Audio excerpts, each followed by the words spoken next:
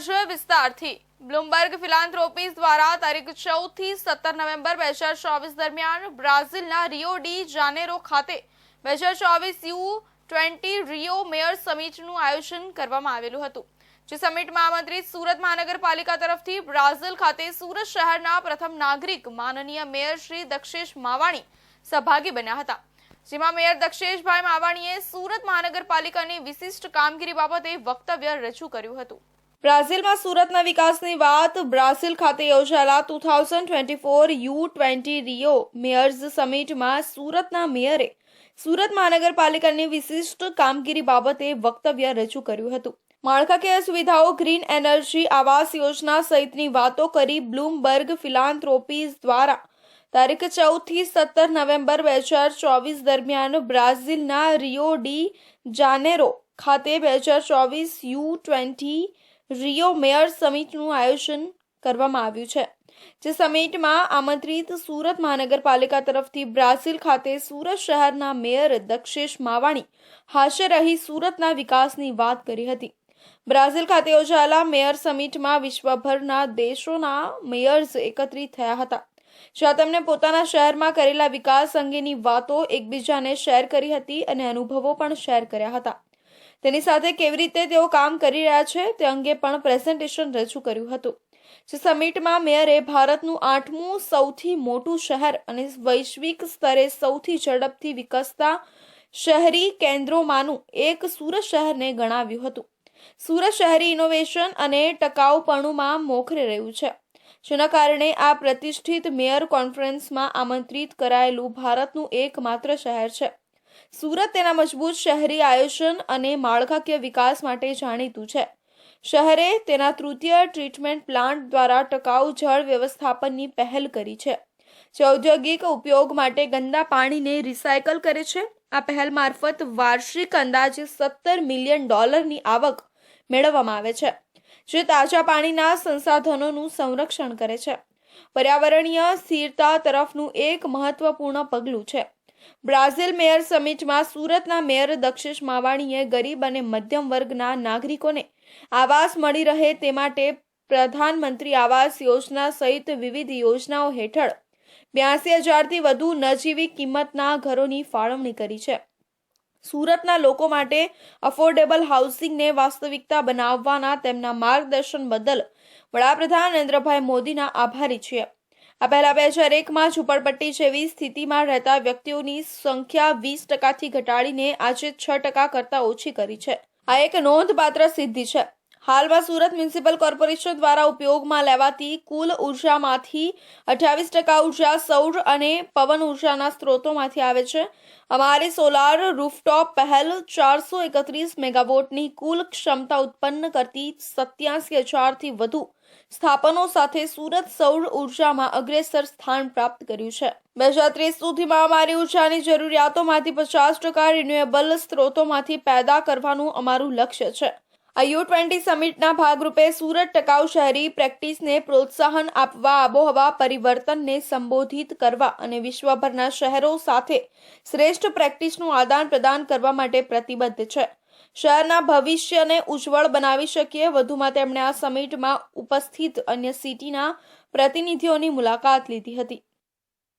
તાપી જિલ્લાના વાલોડ ખાતે 20 નવેમ્બરના રોજ જનજાતીય ગૌરવ દિવસના અનુસંધાને જનજાતિ ગૌરવ દિન રથયાત્રા આવી પહોંચી હતી। મહુવા વિધાનસભાના ધારાસભ્ય મોહનભાઈ ડોઢિયાએ લીલી ઝંડી આપી પ્રસ્થાન કરાવ્યું હતું। ભગવાન બિરસા મુંડાજીની જન્મજયંતિ નિમિત્તે જનજાતીય ગૌરવ દિવસ નિમિત્તે ઉજવણીના ભાગરૂપે આદિવાસી અમૃત કુંભ મહોત્સવ 2024 અંતર્ગત રથયાત્રા ગુજરાતના 14 જિલ્લાઓના તમામ તાલુકાઓમાં ફરવાની છે। પ્રધાનમંત્રીએ ઝારખંડ ખાતેથી ધરતી આબા જનજાતીય ગ્રામ ઉત્કર્ષ અભિયાનનો પ્રારંભ કરાવ્યો હતો। તાપી જિલ્લામાં સૌપ્રથમ વાલોડ મુકામે આવેલા જનજાતિ ગૌરવ દિવસ રથને મહુવા વિધાનસભાના ધારાસભ્ય મોહનભાઈ ડોઢિયાએ લીલી ઝંડી આપી પ્રસ્થાન કરાવ્યું હતું। આ રથ વાલોડથી ડોલવણ જશે, ત્યાંથી આગામી દિવસોમાં વ્યારા જિલ્લા સેવા સદન ખાતે આવશે। ત્યારબાદ સોનગઢ, નિઝર અને કુકરમુંડા સુધી આ રથ ભ્રમણ કરશે। તમામ તાલુકાઓમાં ભ્રમણ દરમિયાન ભગવાન બિરસા મુંડાના જીવનની ઝાંખી ફિલ્મ, પોસ્ટરો અને ટેબ્લો દ્વારા પ્રદર્શિત કરવામાં આવશે। તેમજ આદિજાતિ વિકાસ વિભાગ હસ્તકની વિવિધ યોજનાઓનો પ્રચાર પ્રસાર કરવામાં આવશે. ભગવાન બિરસા મુંડાજીની 150મી જન્મ જયંતિ નિમિત્તે સૌ પ્રથમ વખત ગુજરાત રાજ્યના લોકપ્રિય મુખ્યમંત્રી શ્રી ભૂપેન્દ્રભાઈ પટેલ સાહેબની આગેવાનીમાં ડાંગ જિલ્લાથી આ રથને પ્રસ્થાન કરાવવામાં આવ્યું હતું અને સૌ પ્રથમ વખત આ ગુજરાત રાજ્યમાં એની ઉજવણી કરી રહ્યા છે. તે પણ રાજ્ય સરકાર કરી રહી છે. તારીખ એટલે 15/11/2024થી 10/12/24 સુધી એટલે કુલ 25 દિવસ સુધી આ રથયાત્રા સમગ્ર ગુજરાત રાજ્યમાં ફરવાની છે. લોકોને જાગૃતિના સંદેશો આપવાની છે.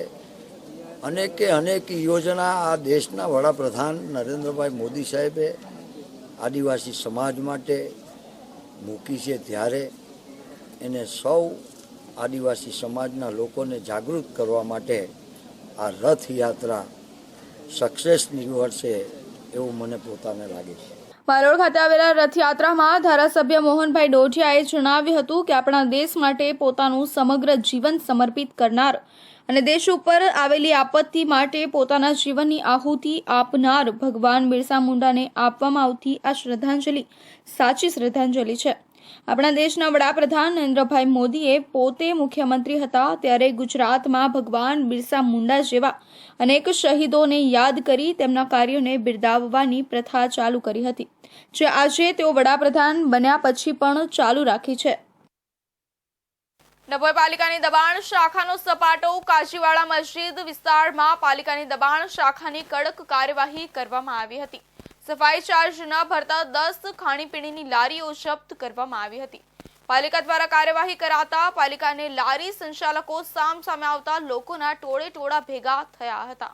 ડભોઈ કાજીવાડા મસ્જિદ વિસ્તારમાં પાલિકાની દબાણ શાખાની કડક કાર્યવાહી કરવામાં આવી રહી હતી. રોડ પર ઉભેલી ખાણીપીણીની લારીઓ ઉપર પાલિકાની દબાણ શાખાની ટીમ દ્વારા પોલીસ બંદોબસ્ત સાથે કાર્યવાહી કરી હતી.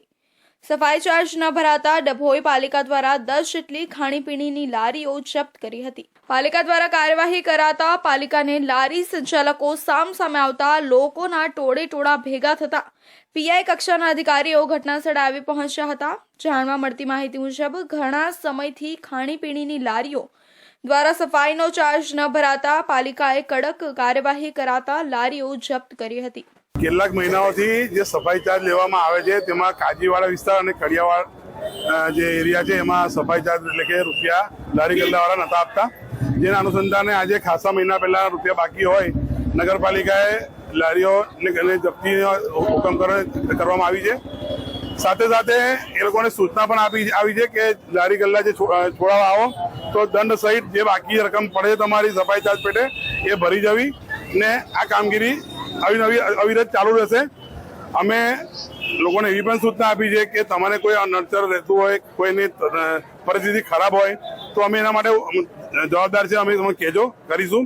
પણ 9 થી 10 મહિના સુધીનો સફાઈ ચાર્જ નગરપાલિકાને નુકસાન થતો હોય આગો નતા આપતા એટલે આ પગલું ભરવું પડ્યું છે.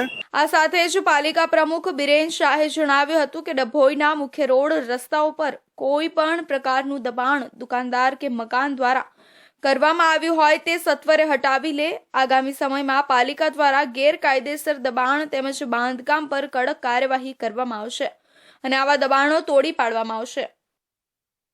સુરતના ફૂલપાડા વિસ્તારમાં કૃષ્ણા કોમ્પ્લેક્સના બીજા માળે એક 15x15ની રૂમમાં ગેસ લીકેજ બાદ બ્લાસ્ટ થતા 7 યુવાનો દાઝી ગયા હતા. આ તમામને તાત્કાલિક સારવાર માટે સ્મીમેર હોસ્પિટલ ખસેડવામાં આવ્યા હતા. ત્યારબાદ વધુ સારવાર માટે ખાનગી હોસ્પિટલમાં ખસેડવામાં આવ્યા હતા. સુરતના ફૂલપાડા વિસ્તારની ઘટના સામે આવી છે. બીજો માળ કૃષ્ણા કોમ્પ્લેક્સ ફૂલપાડા 1 રોડ ખાતે એક 15x15ની રૂમમાં 10 જેટલા યુવાનો દ્વારા કેટર્સ માટે જમવાનું બનાવવામાં આવી રહ્યું હતું. 2 ચૂલા પર આ કામગીરી કરવામાં આવી રહી હતી અને આ રૂમમાં 3 જેટલા ગેસ સિલિન્ડર હતા, જે પૈકી એક ગેસ સિલિન્ડર લીકેજ હતો. દરમિયાન કોઈ દ્વારા લાઇટરથી ગેસ સળગાવવાનો પ્રયાસ કરવામાં આવતા બ્લાસ્ટ થઈ ગયો હતો. ગેસ સિલિન્ડર લીકેજ બાદ બ્લાસ્ટ થવાના કારણે લાઇટરથી ચૂલો સળગાવનાર યુવક વધુ દાઝી ગયો હતો. જ્યારે અન્ય 6 જેટલા યુવાનો પર આ આગના પગલે દાઝી ગયા હતા. કુલ 7 જેટલા યુવાનો દાઝી ગયા હતા. ગેસ સિલિન્ડર બ્લાસ્ટ થવાના કારણે રૂમના દરવાજા અને બારી પણ તૂટી ગયા હતા. આ ઘટના અંગે ફાયર વિભાગને મોડી જાણ કરવામાં આવી હતી. જોકે ફાયર વિભાગે પહોંચીને તમામ યુવાનોને હોસ્પિટલ ખસેડ્યા હતા. આજે મારો અશ્વની કુમાર ફૂલપાડા ગામની અંદર અહીંયા ક્રિષ્ના એપાર્ટમેન્ટ છે. ત્યાં એક નાનો એવો મેસનો અહીંયા રોજગારી માટે ધંધો ચાલુ કરેલો, પરંતુ આ મેસની અંદર કોઈ પરમિશન નથી હોતી. એમાં જે ગેસના બાટલા હોય છે એની બી પરમિશન નથી હોતી. આવા સમયમાં જ્યારે આગની ઘટના ઘટી એમાં ગંભીર રીતે 7 લોકો દાઝી ગયા. આ બેદરકારીને કારણે આજે સુરત મહાનગરપાલિકા હોય કે અહીંનું સ્થાનિક પોલીસ સ્ટેશન હોય, આ તમામ જવાબદારી આરોગ્ય અધિકારી અને પોલીસ સ્ટેશનની છે. સ્મીમેર હોસ્પિટલમાંથી વધુ સારવાર અર્થે તમામ 7 યુવાનોને કિરણ હોસ્પિટલ ખસેડવામાં આવ્યા છે. આ સાથે જ લાઇટરથી ચૂલો ચાલુ કરનાર યુવાનની હાલત ખૂબ જ ગંભીર છે. અન્ય 6 જેટલા યુવાનો હાથ પગ સહિતના દાઝી ગયા છે. દાઝેલા લોકોના નામ અનંત પાસવાન 27 વર્ષનો અને બલરામ પાસવાન, મિથુન પાસવાન, સાગર પાસવાન, બાદલ પાસવાન અને ચંગોરા પાસવાન તથા પ્રદ્યુમન પાસવાન છે. સુરત ફાયર અને ઇમરજન્સી સર્વિસીસ વિભાગ દ્વારા સુરત મહાનગરપાલિકાના વિવિધ ઝોન વિસ્તારોમાં આવેલી ઇમારત જેવી કે હોસ્પિટલ, હોટલ, જીમ, કોમર્શિયલ ઇમારત વગેરેમાં અપૂરતી ફાયર સિસ્ટમ હોવાથી ફાયર સિસ્ટમ દ્વારા તારીખ 18 નવેમ્બર 2024ના રોજ રાત્રિ દરમિયાન જાહેર સલામતીને ધ્યાને લેતા તાકીદની અસરથી સીલ કરવામાં આવી હતી. સુરત શહેરના જીમ અને સ્પા સેન્ટરોમાં ફાયર સેફટીનું મહત્વ વધતું જાય છે. ગયા કેટલાક સમયથી ઘટેલી અગ્નિકાંડની ઘટનાઓને ધ્યાનમાં રાખીને મનપાના ફાયર વિભાગે સુરતભરમાં જીમ અને સ્પા સેન્ટરોમાં ફાયર સેફટીની સુવિધાઓની ચકાસણી શરૂ કરી છે. શહેરમાં આવા સર્વેની કામગીરી ચાલુ છે અને જો ક્યાં જીમ કે સ્પા સેન્ટરમાં ફાયર સેફટીના નિયમોનું પાલન નહીં થતું હોય તો આ મામલે ફાયર વિભાગ પગલાં ભરશે. આગાહી છે કે આવનારા સમયમાં આવા નિયમો વધુ સખ્ત બનાવવામાં આવશે. શહેરના તમામ ઝોનમાં આવેલા જીમ અને સ્પા સેન્ટરોમાં ફાયર વિભાગે વિશેષ સર્વે હાથ ધર્યો છે.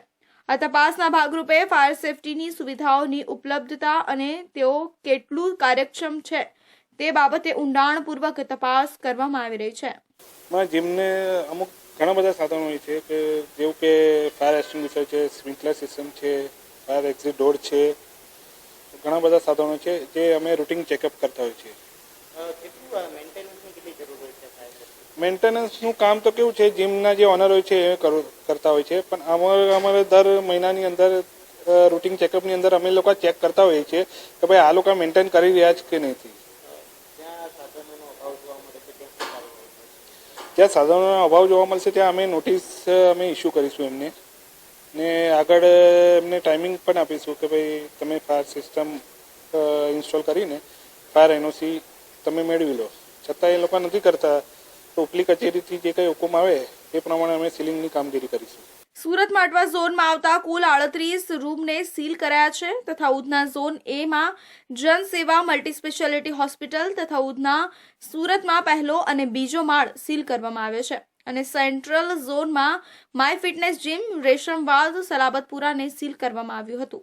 આમ ફાયર વિભાગની ટીમ જુદા જુદા સ્પા અને જીમ સેન્ટરોમાં આવી તપાસ કરી રહી છે.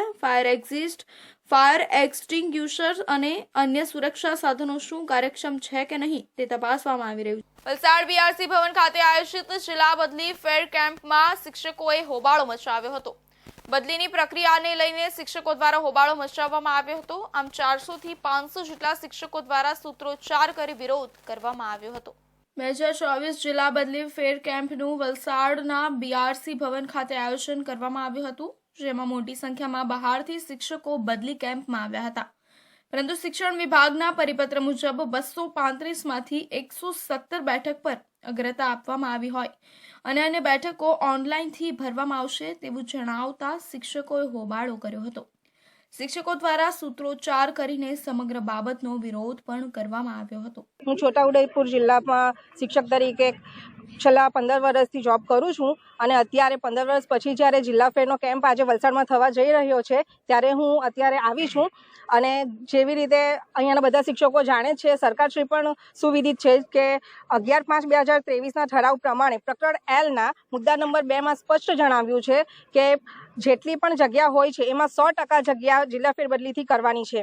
અત્યારના વલસાડ જિલ્લામાં 26 જગ્યાઓ અગ્રતા એટલે કે જોડા કેસ માટે છે અને તે છતાં બાકીની જે જગ્યાઓ બચે છે એ પૂરેપૂરી શ્રેયાંતા યાદીને આપવાની હોય છે. એ સ્પષ્ટ ઉલ્લેખ હોવા છતાં પણ આના પછી અચાનક સોમવારે મળેલી વીસીમાં જેમ 50% પ્રમાણે ફાળવણી કરવાની આવે છે તો તેમાં અમને વાંધો નથી કે અગ્રતાવાળાને મળે છે, પણ તે છતાં પણ જે 90 જગ્યાઓ બચી રહે છે તેમાં પણ જે 150 જેટલા શિક્ષકો 200 થી વધારેના શિક્ષકો રહી જાય છે અને તેમ છતાં આ શ્રેયાંતા યાદી પૂર્ણ કર્યા વગર પણ જે જગ્યાઓ બાકી રહે છે એના પર પણ અમારી જગ્યાઓની માંગણી છે. આજરોજ રાજ્યની અંદર દરેક જિલ્લામાં જિલ્લા ફેરનો કેમ્પ ચાલી રહ્યો છે, પણ સરકારશ્રીનો એક 16/11/2024 એક પરિપત્ર થયો જેમાં એમ કહેવામાં આવ્યું છે કે ભાઈ અગ્રિમતા અને શ્રેયાની યાદીના 2 વિભાગ કર્યા છે, જેમાં 50-50% ઉલ્લેખ કર્યો છે કે ભાઈ 50% જગ્યાઓ શ્રેયાંતાના આધારે ભરો અને 50% જગ્યાઓ અગ્રિમતાના આધારે ભરો.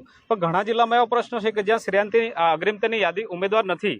અહીં વલસાડ જિલ્લાની વાત તો કરું કે જ્યાં 26 જ ઉમેદવારો છે, તો બાકીની જગ્યાઓ કોના નામની?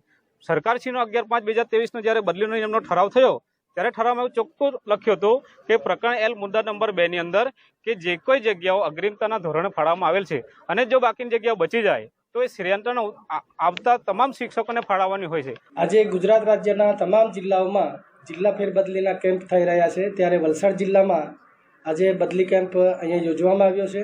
તો અહીંયા વલસાડ જિલ્લાની અંદર 235 જગ્યાઓ 1 થી 5માં ખાલી છે, તો તેમાંથી 50% જે અગ્રતાના ક્રમાંકમાં જાય છે એટલે 118 જગ્યાઓ અગ્રતામાં જશે અને 117 જગ્યાઓ એ શ્રેયાની યાદી પ્રમાણે જેની સિનિયોરિટી હશે સિનિયોરિટી પ્રમાણે એ લોકો સિલેક્ટ કરશે. સમગ્ર બાબતને લઈને જિલ્લા પ્રાથમિક શિક્ષણ અધિકારી સાથે વાતચીત કરતા તેમણે જણાવ્યું હતું કે સમગ્ર બાબતે સરકાર દ્વારા 16 નવેમ્બર 2024ના રોજ એક પરિપત્ર કરવામાં આવ્યો છે, જેમાં શ્રેયાંતા અને અગ્રતા મુજબ આ જિલ્લા ફેરબદલી કરવામાં આવશે અને સરકારના પરિપત્ર મુજબ જ કાર્યવાહી કરવામાં આવશે. સમગ્ર બાબતને લઈને 400 થી 500 જેટલા શિક્ષકોને અસર થશે તેવું શિક્ષકો જણાવી રહ્યા છે. સેલવાસ નગરપાલિકા વિસ્તારમાં હાલમાં ઝંડા ચોક વિસ્તારમાં વન વિભાગ દ્વારા રસ્તાની આજુબાજુના ઘટાદાર ઝાડો કાપવાની કામગીરી ચાલી રહી છે. વરસાદી પાણીના નિકાલ માટેની ગટરનું કામ કરવાને કારણે આ વૃક્ષોનું નિકંદન કાઢવામાં આવી રહ્યું છે. સેલવાસ નગરપાલિકા વિસ્તારમાં હાલમાં ઝંડા ચોક વિસ્તારમાં વન વિભાગ દ્વારા રસ્તાની આજુબાજુના ઘટાદાર વૃક્ષો કાપવાની કામગીરી ચાલી રહી છે. વરસાદી પાણીના નિકાલ માટેની ગટરનું કામ કરવાને કારણે આ વૃક્ષોનું નિકંદન કાઢવામાં આવી રહ્યું છે. વિકાસના નામે આ વિશાળ વૃક્ષનો નાશ કરવામાં આવી રહ્યો છે, જેને કોઈએ રોકવાની પણ કોશિશ ના કરી. ક્લીન સિલવાસા ગ્રીન સિલવાસાના નારાને બદલવાની જરૂર છે. નવાઈની વાત તો એ છે કે વૃક્ષ કેન્દ્ર સરકાર તેમજ ગુજરાત સરકાર દ્વારા પ્રતિબંધિત કરેલા છે, તેવા વૃક્ષોને પ્રશાસન દ્વારા હાથ પણ લગાવવામાં આવતું નથી અને જે વૃક્ષો ઓક્સિજન આપે છે, પ્રકૃતિનું રક્ષણ કરે છે, તેવા જ વૃક્ષોને કાપવામાં આવી રહ્યા છે. કોંગ્રેસ નેતા પ્રભુ ટોકિયાએ હાલમાં ચાલી રહેલા વિકાસના નામે વૃક્ષો કાપવામાં આવી રહ્યા છે એનો વિરોધ વ્યક્ત કર્યો છે. હાલમાં જ હમણાં છેલ્લા 1-2 દિવસથી સેલવાસમાં જોવાનું પાછું થયું કે ભાઈ વિકાસના નામ પર જે સ્માર્ટ સિટીના પ્રોજેક્ટ તહેત નગરપાલિકા વિસ્તારમાં હાલમાં જ રાષ્ટ્રપતિ મહોદય આવી ગયા તેના પહેલાં જ આપણા પોલીસ સ્ટેશન વિસ્તારના જે મોટા ઝાડો હતા એ કાપ્યા બાદ ફરી ઝાડ કાપવાનું અભિયાન દાદરાનગર હિલના પ્રશાસન દ્વારા શરૂ થઈ ગયું છે. સવાલ એ આવે છે, એક સાઈડ દાદરા નગર હવેલી પ્રશાસન ગ્રીન સિટીની વાત કરે છે, એક સાઈડ એક પેડ માં કે નામની વાત કરે છે, અભિયાન ચલાવવામાં આવી રહ્યા છે. આજે પણ એનું અભિયાન છે. હવે વિકાસના નામે ઘણી વખત એવું કે અમે વિકાસ વિરોધી છીએ, પરંતુ અમે એઝ અ દાદરાનગર હવેલી કોંગ્રેસ પાર્ટીના પદાધિકારી તરીકે અમે જાણવા માંગીએ છીએ કે ભાઈ દાદરાનગર હવેલી પ્રશાસન કઈ દિશામાં વિકાસ કરવા જઈ રહ્યું છે. જે વિસ્તારમાં વર્ષોથી જે ગ્રીન સિટી અને એક સાઈડ પર્યાવરણ ઇસ્યુઝ ઊભા થઈ રહ્યા છે, જ્યારે વિકાસના નામ પર નગરપાલિકા વિસ્તારમાં સ્માર્ટ સિટીના તહેત જે આડેધડ જે ઝાડો કાપી રહ્યા છે અને અમને જે રિપોર્ટ મળ્યા છે કે ભાઈ કમસે કમ 1.5 થી 2,000 જેટલા ઝાડો કાપવાની તૈયારી છે આ લોકોની. સેલવાસમાં વિકાસના નામે સ્માર્ટ સિટી પ્રોજેક્ટ અંતર્ગત રાષ્ટ્રપતિ આવ્યા તે પહેલા પોલીસ સ્ટેશન નજીક વૃક્ષો કાપી નાખવામાં આવ્યા છે. દાના પ્રશાસન એક તરફ ગ્રીન સિટીની વાત કરે છે, એક પેડ માં કે નામ ઝુંબેશ ચલાવી રહ્યા છે, અને બીજી તરફ દાના પ્રશાસન કઈ દિશામાં જઈ રહી છે. સેલવાસ શહેરી વિસ્તારમાં 1.5 થી 2,000 ઝાડો કાપવાની તૈયારી કરવામાં આવી છે. આડેધડ વૃક્ષો કાપવાની તૈયારી ચાલી રહી છે, જેના કારણે પર્યાવરણને નુકસાન થશે અને વિકાસ થવો જોઈએ, પરંતુ વિકાસના નામે આવી રીતે પર્યાવરણને નુકસાન થાય તેવી રીતે વિકાસ થવો જોઈએ. સુરતના સચિન વિસ્તારમાં તલંગપુર ગામમાં સોમવારે સાંજે 2 વર્ષીય બાળક બોલ રમતા રમતા ગુમ થઈ ગયો હતો. બાદમાં સાંજે ઘર નજીકના ગટરની ખાડીમાંથી બાળકનો મૃતદેહ મળી આવતા ચકચાર મચી જવા પામ્યો હતો. ફાયર વિભાગે ગટરની ખાડીમાં 24 કલાક સુધી જેસીબી સહિતના સાધનોથી શોધખોળ કરી હતી. સચિનમાં તલંગપુર ગામની ઘટના સામે આવી છે. સોમવારે સાંજે 2 વર્ષીય બાળક બોલ રમતા રમતા ગુમ થઈ ગયો હતો. બાદમાં ફાયર વિભાગે ગટરની ખાડીમાં 24 કલાક સુધી જેસીબી સહિતના સાધનોથી શોધખોળ કરી હતી. આમ મૂળ ઓરિસ્સાના વતની અને સચિનમાં તલંગપુર ગામમાં આવેલી પ્રાથમિક શાળા પાસે મનોજ ગૌડ પરિવાર સાથે રહેતો હતો. પરિવારમાં પત્ની અને એકનો એક 2 વર્ષીય પુત્ર શુભમ છે. મનોજ સંચય ખાતામાં કામ કરે છે. શુભમ સોમવારે સાંજે ઘર નજીક બોલથી રમતો હતો. બાદમાં બાળક નહીં દેખાતા તેના પરિવાર અને આજુબાજુના લોકો ચિંતાતુર થઈને શોધખોળ આદરી હતી. બાળકની શોધખોળ કરવા છતાં કોઈ ભાળ મળી ન હોવાથી પરિવારે પોલીસને જાણ કરી હતી. બાળક ન મળતા શંકા ગઈ હતી કે બાળક નજીકમાં આવેલી ગટરની ખાડીમાં પડી ગયો હોવાની શક્યતા છે, જેથી ફાયર બ્રિગેડને જાણ કરતા ત્યાં પહોંચીને તેની મોડી સાંજ સુધી શોધતા મળ્યો નહીં. બાદમાં વહેલી સવારે ફાયર જવાનો ફરી ત્યાં જઈને શોધખોળ કરી હતી. જેસીબી મશીન વડે ખાડી ઉપરના સિમેન્ટના ઢાંકણો ખસેડીને બાળકને શોધ્યો હતો. સાંજે બાળકનો ખાડીમાંથી મૃતદેહ ફાયર વિભાગે કાઢીને પોલીસને સોંપ્યો હતો અને મૃતદેહને સિવિલ ખાતે ખસેડાયો હતો, જ્યારે બાળક પરિવારનો એકનો એક લાડકવાયો પુત્ર હતો. જોકે તેના મોતને લીધે પરિવારજનોમાં માતમ છવાઈ ગયો હતો. આ અંગે સચિન જીઆઈડીસી પોલીસે તપાસ હાથ ધરી છે. સેલવાસ પીપરિયા બ્રિજ ઉપર એક સાયકલ સવાર વ્યક્તિને અજાણ્યા ટ્રક ચાલકે અડફેટે લીધો હતો, જેમાં સાયકલ સવાર વ્યક્તિનું ઘટના સ્થળ પર જ મોત થયું હતું. સેલવાસના પીપરિયા બ્રિજ પર 20 નવેમ્બરના રોજ એક ગંભીર અકસ્માત સર્જાયો હતો. સાયકલ પર સવાર એક યુવક અને ટ્રક ચાલક વચ્ચે અકસ્માત સર્જાયો હતો, જેમાં સાયકલ સવાર વ્યક્તિ બ્રિજ પરથી પોતાના સંબંધીને ટિફિન આપવા માટે સેલવાસ તરફ જતો હતો, ત્યારે કોઈ અજાણ્યા ટ્રક ચાલકે અડફેટે લીધો હતો, જેમાં સાયકલ સવારનું ઘટના સ્થળે મૃત્યુ થયું હતું. અજાણ્યો ટ્રક ચાલક ઘટના સ્થળેથી ભાગી ગયો હતો. ઘટનાની જાણ થતાં જ પોલીસ ઘટના સ્થળે પહોંચી અને વધુ તપાસ શરૂ કરી છે. પોલીસ દ્વારા મૃતકની ઓળખ કરવામાં આવી છે. મરનાર વ્યક્તિ મૂળ બિહારનો 40 વર્ષીય ઉપેન્દ્ર રઝક તરીકે ઓળખ થઈ હતી. આ ઘટનામાં પોલીસ આગળની કાર્યવાહી કરી રહી છે. આ બ્રિજ પર અગાઉ પણ આવા અકસ્માતોની ઘટનાઓ ઘટી ચૂકી છે, જેને કારણે આ માર્ગ માટે યોગ્ય સુરક્ષાના પગલાં ભરવાની માંગ ઉઠી રહી છે. મોટા વરાછામાં આવેલા આર્યન આમલેટ સેન્ટર આનંદ ધારા ગેટ નંબર 2 ની સામે સુમેરુ સ્કાય રોડ મોટા વરાછા પર આવેલા આર્યન આમલેટ સેન્ટર પર લુખ્ખા તત્વોની જેમ બેફામ બનીને 3 થી 4 ઈસમો દ્વારા આર્યન આમલેટ સેન્ટરના માલિક અને તેમના ભાઈઓ ઉપર જીવલેણ હુમલો કરવામાં આવ્યો હતો. પહેલા આર્યન આમલેટના માલિક સંજયભાઈને 3 ઈસમો દ્વારા પહેલા લોહી લુહાણ કરી દેતા એમના દ્વારા પોલીસને બોલાવવામાં આવી હતી. ત્યાંથી એ ઈસમો ફરાર થઈ ગયા હતા. લોહી લુહાણ હાલતમાં સંજયભાઈને હોસ્પિટલમાં ખસેડવામાં આવ્યા હતા. જેવા ત્યાંથી પોલીસ વાન નીકળી જાય કે તરત જ ફરી એ લુખ્ખા અસામાજિક તત્વો ફરી એના ભાઈઓ પણ જીવલેણ હુમલો કરી દીધો હતો. એ 2 ભાઈને તો રસ્તામાં દોડાવીને જાહેર રસ્તામાં લોહી લુહાણ કરી દીધા હતા. ફરી પોલીસને બોલાવતા ફરી એ ઈસમો ફરાર થઈ ગયા હતા. એ માટે પોલીસ FIR પણ કરવામાં આવી છે. પોલીસને એ ઈસમોની સચોટ માહિતી મોબાઈલ નંબર સાથે આપી દેવામાં આવી છે અને ત્યાંના આજુબાજુના CCTV કેમેરામાં પણ એ ઈસમો આવી ગયા છે.